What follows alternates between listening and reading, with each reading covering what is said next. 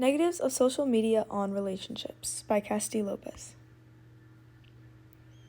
I'll be focusing specifically on relationships between 18 and 35-year-olds within the last 20 years. I will discuss 4 reasons, 1 being the idea of picture-perfect relationships, 2 mindless connections, 3 distraction from quality time, and 4 decreased satisfaction.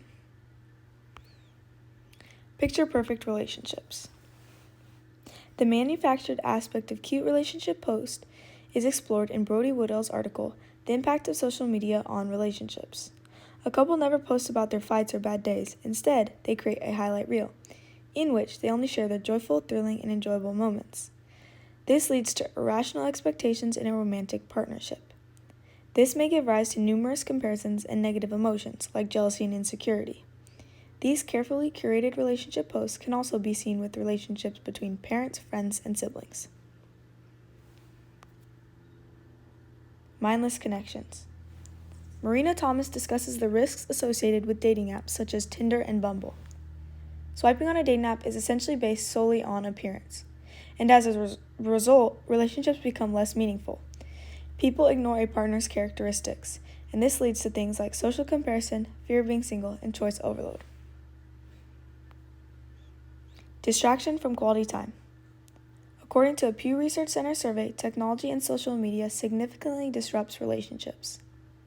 Although this study focuses on couples, relationships between friends and family also frequently experience the same issues. 51% of people say their partner is on their phone while they're trying to have a conversation with them. 40% said they are bothered by how much time their partner spends on the phone, and 34% said they've looked through their partner's phone without them knowing. Distractions cause less time spent together, and even actions like snooping through someone's phone. Relationship coach Daphna Levy explains all 3 of these reasons. 21st century, and lots of relationship aspects have changed. Social media is part of everyday life, but how does social media affect relationships? Is it a new relationship challenge for couples in the 21st century? And if so, what's the best way to stop it from ruining your relationships? For questions such as these, we reach out to our relationship coach, Daphna Levy. Daphna, thank you for being here again. Great being here. I appreciate you every time. So let's get straight to it. Is social media a false representation of relationships or life as a whole?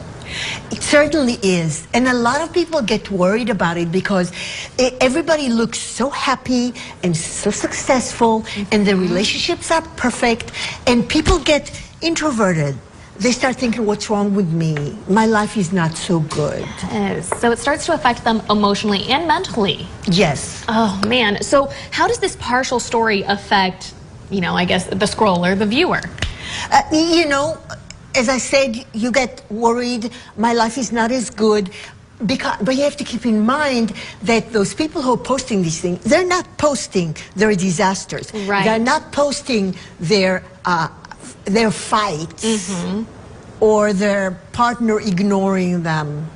Yes. They only post the nice side of life. That's true. I mean, and that's kind of natural, right? Because everybody, I feel like, has that guard up. Like, I only want people to know when things are okay. If somebody asks you how you're doing, your immediate response is, I'm good, even if you're not good. That's right. So is social media in a relationship a good thing or a bad thing? And is it healthy?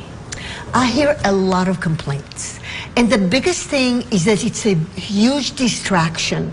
Instead of 2 people communicating, having a conversation. I hear this complaint all the time. He or she is always on their phone. Yeah. Going through Facebook and Instagram and so forth. And you stop living your life. Yeah. Instead of living your own life, you are a spectator in somebody else's life.